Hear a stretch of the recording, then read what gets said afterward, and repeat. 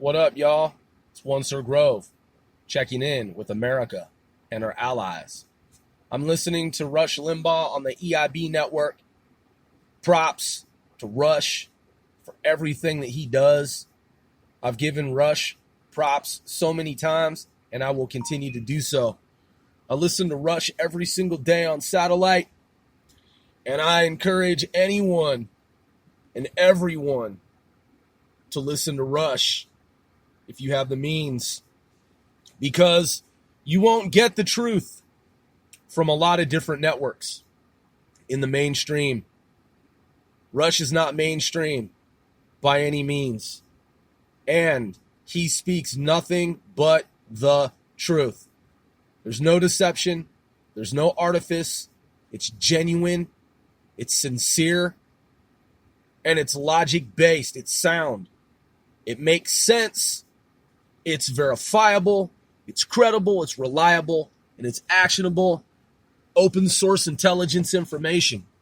Rush has been in the business for over 30 years, and he fucking means business, and he's a serious dude. Some people don't like Rush Limbaugh just simply because of the mere fact that he's a conservative, that he embraces conservative values. And they don't know what Rush talks about. They have no idea. They've never even really listened to Rush. They've just heard about him. And just given the fact that he's on the conservative side of politics, they dislike him simply because of that. They have no idea what type of information he broadcasts.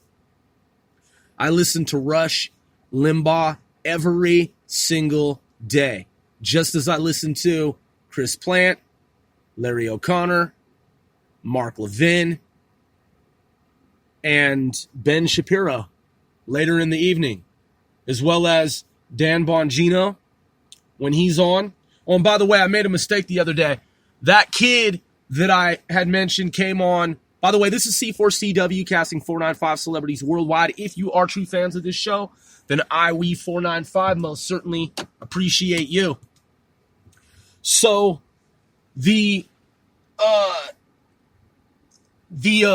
multitasking.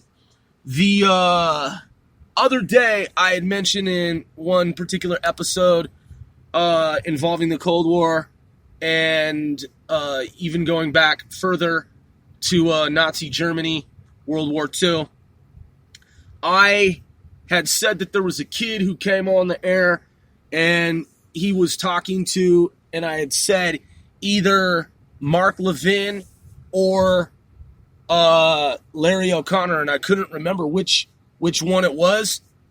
And then in hindsight, last night I remembered it wasn't Mark, and it wasn't Larry. The kid who called in, who was basically an apologist for communism, because he said something to the effect of, yeah, well, what does it matter, man?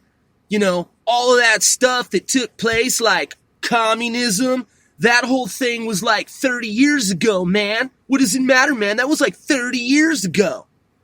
Just totally dismissive of the gulags, the secret police, the fucking death camps, man, concentration camps, ongoing continuation of Nazi Germany into Soviet socialist republics, the USSR, Russia during the Cold War, and everything that Russia, the Soviets, were doing to their people, dissenters, and those who were at odds with the communist Soviet regime. This kid was like, just brushed it off. Oh, what does it matter, man? That was 30 years ago, man. What does it matter? What does it matter? Man, that kid was on Dan Bongino's show. I thought about it last night, and I was like, oh, wait, that was on Dan Bongino, because I had talked about it before. And then I realized that I had podcasted about it before. So, at any rate, the coronavirus actual numbers we're looking at, and the left continues to play it up. I just heard on Rush Limbaugh's show this woman who said that her husband had some kidney issues and whatnot before the coronavirus, and she had it. He didn't get it, and they're senior, And she said that she had it for like a few hours, man, and then she kicked it. She was diagnosed with it or whatever, and she said that that the hysteria surrounding it is ridiculous. Now, she didn't minimize it. She didn't downplay it. Again, she said she had it, and she said that her symptoms were minimal.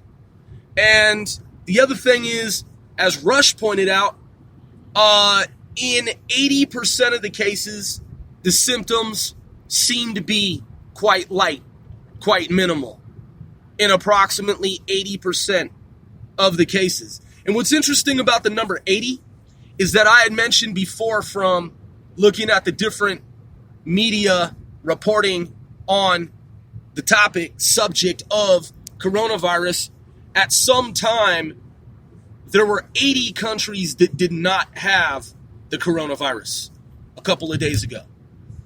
And also the number 80 at some point was something like 80% of the deaths that had occurred in China. So 80% of the deaths worldwide had previously occurred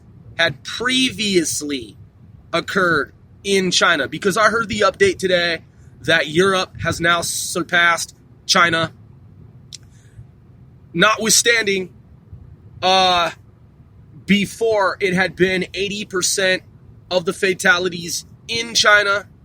80 countries approximately did not have the coronavirus, and 80% of those with the coronavirus have had extremely mild symptoms. One gentleman said he had what seemed like just a dry cough, and they had him in biocontainment, and the concern was that the virus could get into his chest and his lungs, but it never did, and he recovered from it. So that's just an update in under 8 minutes from me, based on the intel that I've been gathering. I'm One Sir Grove. Thank you for tuning in, those of you who are true fans.